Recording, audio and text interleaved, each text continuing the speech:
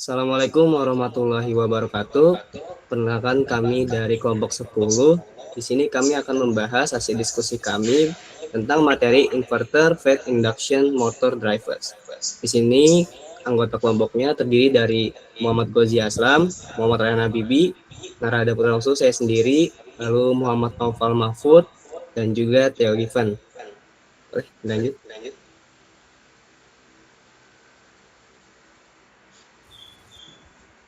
Baik, untuk yang pertama ada latar belakang dari materi ini. Motor induksi merupakan salah satu motor listrik yang paling banyak digunakan di industri karena konstruksinya sederhana, biaya relatif yang murah, dan juga memiliki keandalan yang tinggi, sehingga cocok untuk berbagai aplikasi seperti pompa, kipas, dan juga konveyor. Namun, dalam penggunaannya, motor induksi tidak selalu bekerja pada kecepatan yang tetap, sehingga diperlukan sistem kontrol untuk mengatur kecepatan agar sesuai dengan kebutuhan proses dan meningkatkan efisiensi energi. Tanpa pengaturan yang baik, performa motor dapat menurun terutama saat terjadi perubahan beban. Oleh karena itu, dibutuhkan solusi yang mampu mengatur kecepatan motor secara fleksibel dan juga efisien.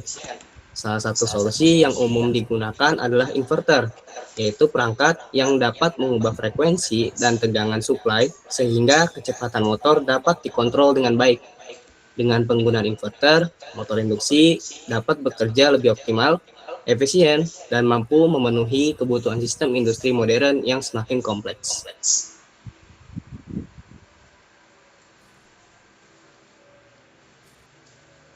Saatnya ada tujuan pembelajaran dari materi ini.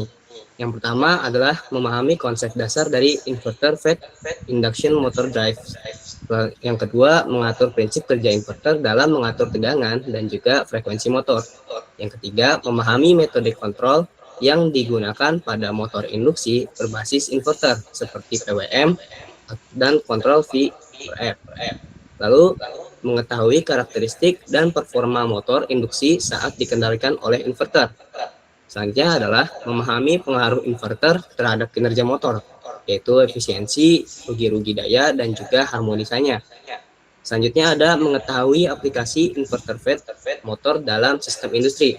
Dan yang terakhir, memahami kelebihan dan keterbatasan pengguna inverter pada motor induksi. Nah, jadi apa sih motor induksi?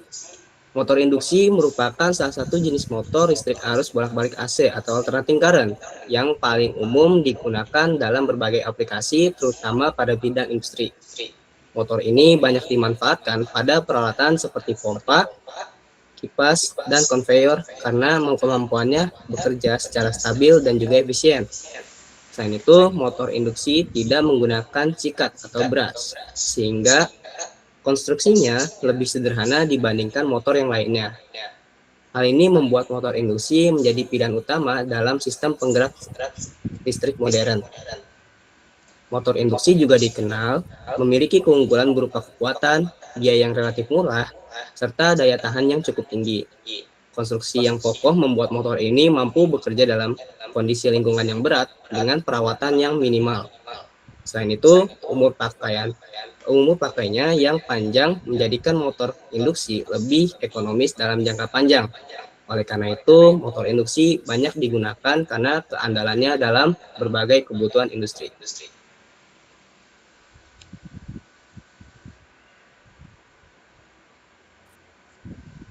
Nah, berikut ini adalah masalah yang biasanya terjadi pada motor induksi.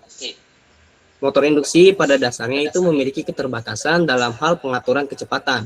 Kecepatan putar motor cenderung sulit diatur secara langsung karena bergantung pada karakteristik sumber listrik yang diberikan. Pada kondisi normal, tanpa alat bantu, motor akan berputar mendekati kecepatan sinkron yang relatif tetap. Selain itu, kecepatan motor induksi sangat bergantung pada frekuensi sumber AC. Jika frekuensinya tidak berubah, maka kecepatan motor juga akan tetap, sehingga kurang fleksibel untuk aplikasi yang membutuhkan variasi kecepatan. Hal ini menjadi kendala dalam sistem industri yang memerlukan kontrol kecepatan yang presisi dan dinamis. Nah, ini merupakan solusi dari masalah yang sebelumnya, yaitu solusi berupa inverter. Untuk mengatasi permasalahan tersebut, dapat digunakan inverter sebagai solusi dalam pengendalian motor induksi. Inverter bekerja dengan mengatur frekuensi dan tegangan yang diberikan ke motor, sehingga kecepatan putaran dapat dikontrol sesuai kebutuhan. Dengan mengubah frekuensi, kecepatan sinkron motor juga dapat ikut berubah. Lalu penggunaan inverter memungkinkan kontrol kecepatan yang lebih fleksibel dan juga lebih efisien. Motor dapat dijalankan pada berbagai kecepatan tanpa kehilangan performa secara signifikan. Selain itu, inverter juga dapat membantu meningkatkan efisiensi energi dan memperhalus proses starting serta stopping motor sehingga lebih sesuai untuk aplikasi industri modern. Selanjutnya ada konsep dasar dari inverter fast drive yang akan dijelaskan oleh Nova. Oke, baik. Selanjutnya kita membahas tentang konsep dasar inverter fast drive, solusi dari pengendalian motor industri. Nah, sebenarnya inverter fast drive ini apa sih? Adalah inverter fast drive ini adalah sistem penggerak motor induksi yang menggunakan inverter untuk mengatur kecepatan, tegangan, frekuensi, sehingga motor tidak langsung terhubung ke sumber PLN, tetapi melewati inverter terlebih dahulu. Prinsip kerjanya seperti mulai dari sumber AC PLN masuk ke DC, berubah jadi DC, melewati rectifier, setelah itu berubah lagi menjadi AC. Itu diolah dengan inverter. Nah, kenapa harus diubah jadi DC dulu? Karena sumber AC dari PLN tidak langsung bisa diatur frekuensinya dibanding dengan sumber DC yang lebih mudah dikontrol. Nah, nantinya berfungsi untuk mengatur kecepatan motor, mengontrol torsi, menghemat energi, sehingga soft starting pada motor induksi. Next. Oke, selanjutnya kita lebih memahami inverter fast drive ini melalui diagram blok sistem. Nah, di sini kita melalui sumber dari PLN-nya dulu, AC, yaitu melewati rectifier, yaitu mengubah sinyal AC menjadi DC, melewati penyiaran listrik. Yaitu ke blok selanjutnya yaitu DC link, yaitu tempat penyimpanan energi sementara, biasanya menggunakan kapasitor. Selanjutnya masuk ke inverter, yaitu mengubah sinyal yang tadinya AC ke DC, dari DC ini lagi menjadi AC. Tetapi bisa diatur frekuensinya, sehingga sinyal yang tadi DC menjadi AC ini bisa lebih diatur frekuensinya dibanding AC dari sumber PLN. Setelah itu motor dapat berputar sesuai frekuensi inverter. Next. Nah, inverter fast drive ini punya jenisnya. Yang pertama ada voltage short inverter atau VSI. VSI ini adalah perangkat yang mengubah arus searah DC menjadi arus bolak-balik AC. Nah, VSI ini mempertahankan tegangan konstan. Nah, komponen utama pada VSI ini adalah sumber tegangan DC, bisa berupa baterai, dinamo, atau sel surya. Selanjutnya ada transistor sebagai saklar. Ada IGBT, BJT, MOSFET, atau GTO. Nah, setelah itu ada kapasitor DC link. Fungsinya sebagai rangkaian terbuka untuk arus DC dan impedasi rendah untuk frekuensi tinggi AC. Nah, di VSI ini juga punya jenisnya, yaitu single phase break current sama three phase break current. Nah, yang single ini memiliki dua kaki saklar masing-masing dengan saklar atas dan bawah dan dilengkapi dioda antiparalel untuk mengakomodasi beban dengan faktor daya tidak sama dengan 1. Itu bisa dilihat seperti gambar yang kiri bawah. Nah, selanjutnya ada yang three phase VSI menggunakan 6 transistor, yang tadinya 4 transistor menjadi 6 transistor dengan 6 dioda antiparalel dan 3 terminal beban. Next. Nah, di voltage short inverter ini kita bahas single phase break inverter, yaitu satu fase. Komponen utamanya seperti biasa ada sumber DC sebagai sumber utama, DC link kapasitor sebagai penyimpanan energi sementara, menjaga tegangan tetap stabil, dan mengurangi ripple atau riak gelombang naik turun. Nah, setelah itu ada switch elektronik atau biasanya ada bentuknya MOSFET atau IGBT. Ini ada 4 buah switch. untuk mengatur aliran arah arus dengan menyala atau matikan saklar dengan cepat secara diagonal bergantian. Nah, setelah itu ada dioda. Dioda ini dipasang paralel untuk jalur arus balik dan melindungi komponen dari lonjakan tegangan. Nah, setelah itu ada beban menggunakan energi listrik dari inverter tadi. Setelah itu motor, lampu atau lainnya bisa berfungsi. Nah, cara kerjanya ini tadi kan mengatur aliran arah arus dengan menyala-matikan saklar ya. Itu dengan cara yang pertama ada kondisi pertama, semisal S1 itu plus, S2 itu min, itu on. Nah, di sini timbul tegangan positif. Setelah itu bergantian saklar mati, saklar selanjutnya yaitu kondisi kedua S2 plus sama S1-nya yang min itu on, itu menjadi tegangan beban negatif. Nah, begitu berulang terus konsep cara kerja atau prinsip kerjanya, menyala matikan saklar yang ada dari 4 saklar ini. Next.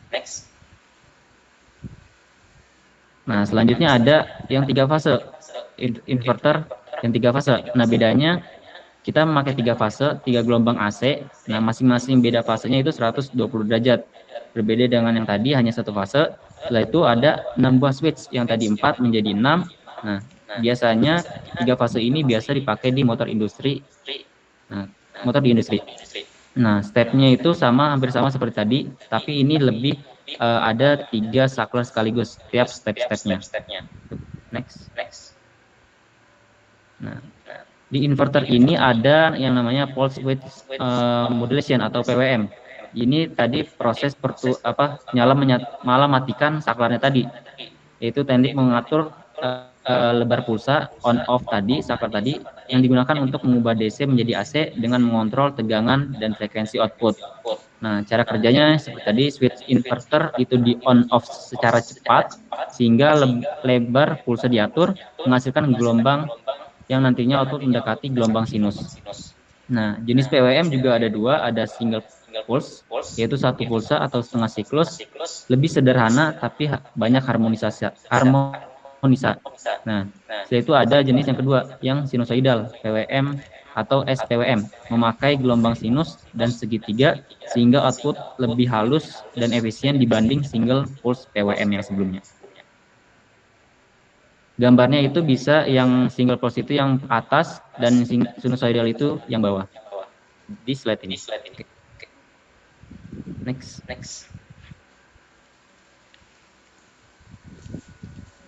Oke, baik. Selanjutnya ada prinsip kerja dari inverter fed induction motor ya. Nah, pada sistem ini, itu sumber listrik AC tadi pertama-tama dirubah menjadi DC melalui rectifier. Kemudian tegangan DC-nya disimpan dan diratakan oleh DC link menggunakan kapasitor. Selanjutnya, inverter mengubah kembali tegangan DC menjadi AC, tetapi dengan frekuensi dan tegangan yang bisa diatur. Nah, disinilah peran penting dari inverter itu, PWM, yaitu menggunakan teknik PWM untuk menghasilkan gelombang yang mendekati sinus.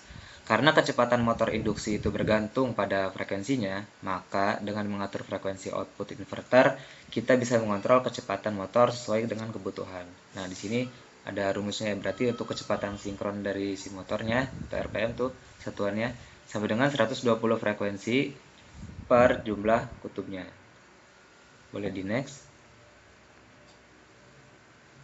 Oke, keunggulan inverter fed motor drive. Yang pertama, itu kontrol kecepatan menjadi sangat fleksibel, bahkan bisa dari 0 hingga di atas kecepatan nominal. Kedua, ada respon torsi sangat cepat, sehingga cocok untuk aplikasi industri yang membutuhkan presisi yang tinggi. Yang ketiga, berarti sistem ini juga lebih efisien dalam penggunaan energi, terutama pada beban yang tidak konstan.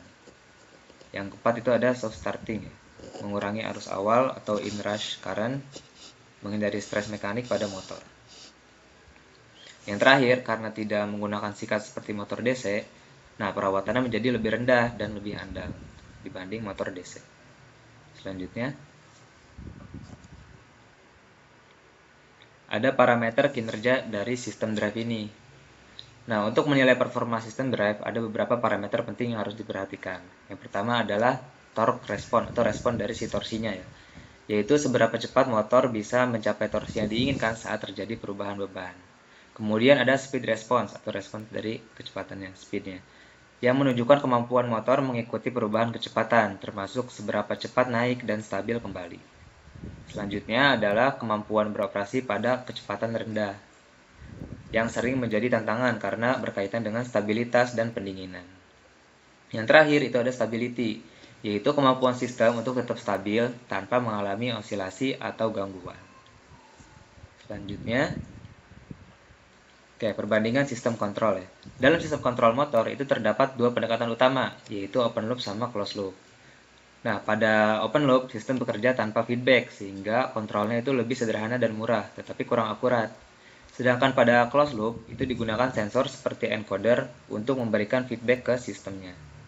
Nah, dengan adanya feedback ini, sistem dapat menyesuaikan secara otomatis terhadap perubahan beban, sehingga lebih presisi dan stabil. Karena itu, untuk aplikasi industri modern yang membutuhkan akurasi tinggi, biasanya digunakan sistem closed loop. Jadi akurasinya kalau misalkan di open loop control itu rendah dibandingkan dengan closed loop. Selanjutnya kompleksitasnya sederhana, kalau yang closed loop itu lebih kompleks. Biayanya untuk open loop lebih murah dibandingkan dengan closed loop yang lebih mahal. Untuk respon terhadap bebannya, yang di open loop control itu kurang adaptif dibandingkan dengan closed loop. Selanjutnya, ada efek gelombang inverter terhadap motor.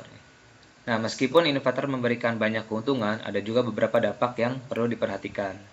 Output dari inverter bukanlah gelombang sinus murni, melainkan mengandung harmonik akibat proses switching PWM atau pulse width modulation.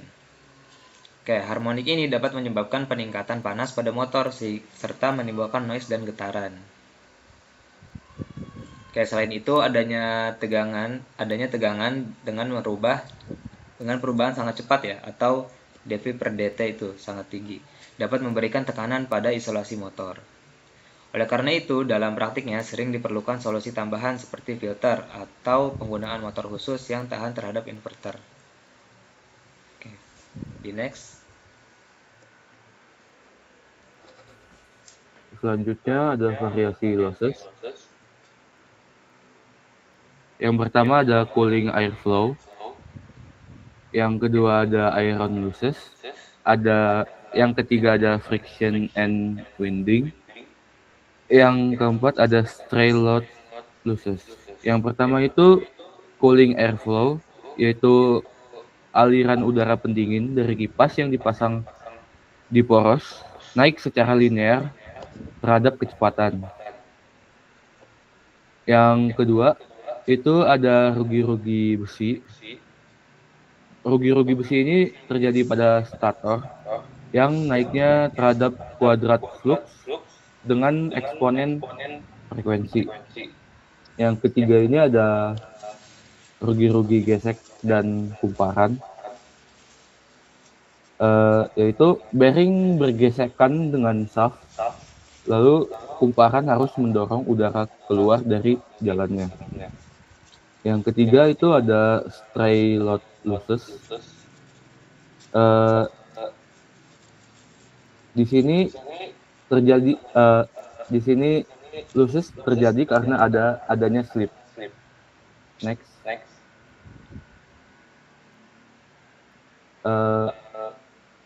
Selanjutnya ada masalah praktis. Yang pertama ada noise. Noise ini terjadi karena ada frekuensi switching tertentu dapat membangkitkan resonansi pada beberapa motor. Yang kedua ada overvoltage, tegangan lebih, yaitu lonjakan tegangan berdurasi pendek karena efek refleksi pada kabel motor. Ini dapat merusak isolasi motor. Yang ketiga ini ada kabel panjang. Pergerakan harus menyediakan pulsa arus untuk mengisi kapasitansi kabel pada konverter motor dan pada penggerak kecil dengan kabel motor yang sangat panjang. Next. Selanjutnya ada solusinya. Di sini ada inverter grade motor. Memiliki sistem isolasi yang diperkuat dan memiliki kapasitas thermal untuk rentang operasi torsi konstan seringkali hingga 30% dari kecepatan dasarnya. Yang kedua ada filter. Modulasi dalam inverter diadaptasi untuk mengkompensasi riak tegangan yang dihasilkan. Bentuk gelombang arus input kemudian ditingkatkan. Yang ketiga ini ada pendinginan tambahan. Pada motor induksi standar dipasang ada kipas di poros akan kurang efektif pada kecepatan rendah dan motor akan menjadi terlalu panas. Next. Dampak ke sumber. Di sini ada arus harmonik. Arus harmonik ini dihasilkan oleh penyearah rectifier. Manfaatnya sumber yang diarahkan oleh dioda bridge sehingga menjadi sumber DC. Tegangan difilter oleh kapasitor untuk menyuplai penggerak pada perangkat. Biasanya di atas 2,2 kW dan harus difilter oleh induktor. Next.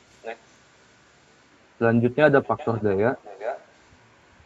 Faktor daya dari beban arus bolak-balik adalah ukuran rasio daya rata-rata terhadap arus dan tegangan efektif. Di sini ada power factor, rata-rata daya dibagi tegangan dan arus efektif.